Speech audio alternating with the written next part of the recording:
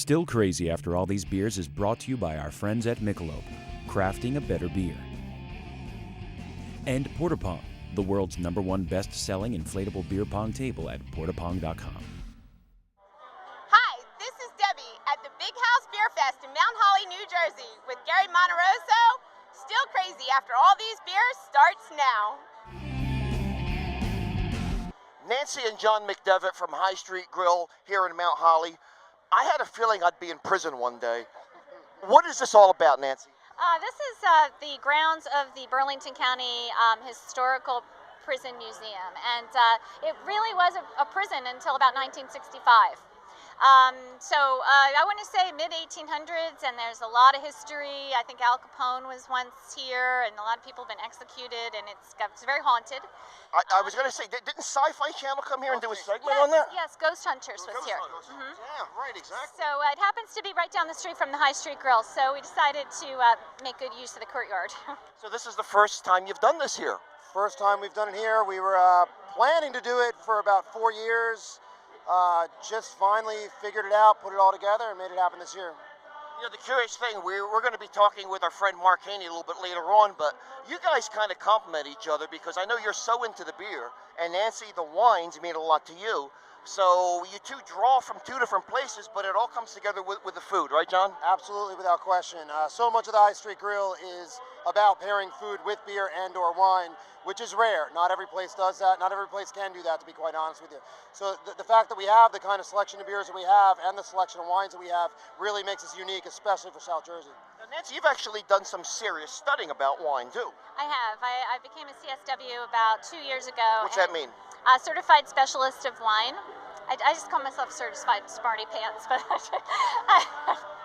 I really enjoy it. It means basically that I am a professional sommelier, so I can pair things officially with food. But I like to think that I was a growing person doing this all my life, and eventually I took it to the point where I got the degree. So the wines that I drink that have the twist-off cap and says bottled yesterday, are they good?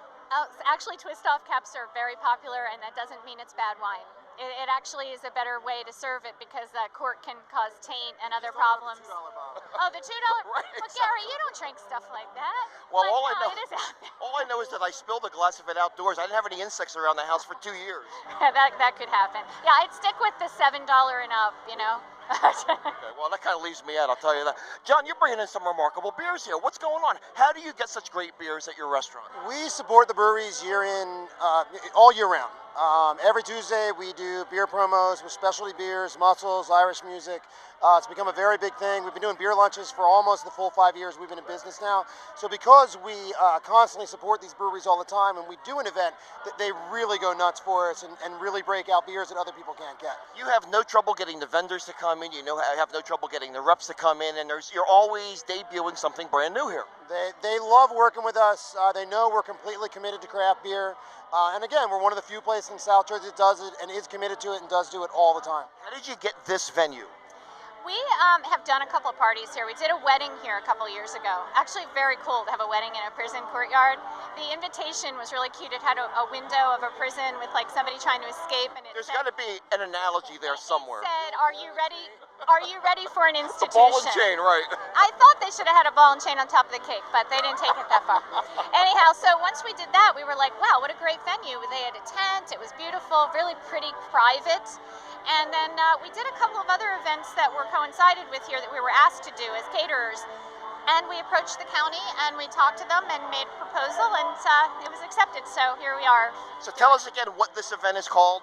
This is the Spring Craft Beer Festival. It's our first annual spring because you know you were at the freezing cold one. Craft beer at the Big House. Craft beer at the Big House. That's right. It is called that. I'm sorry, but yeah, it's got like a two. And I'll tell you what I like small venues. Us too. Sometimes the large events, they're fun and everything, but in terms of there's something intimate about being with maybe 10 or 12 different breweries and really getting to talk to the people.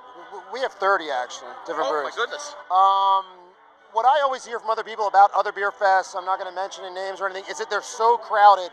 You have to wait in huge lines. You don't get to try as many of the beers you'd like to. We wanted to spread it out, make it an event where people could mingle, talk to the breweries, and actually get to try all the beers, not have it be too big. So I probably have more breweries than I need for this amount of people, but that's exactly what we wanted. Well, listen, you guys are real busy, and I have an empty glass, so I think it's we're gonna have to move on. But thanks for joining us.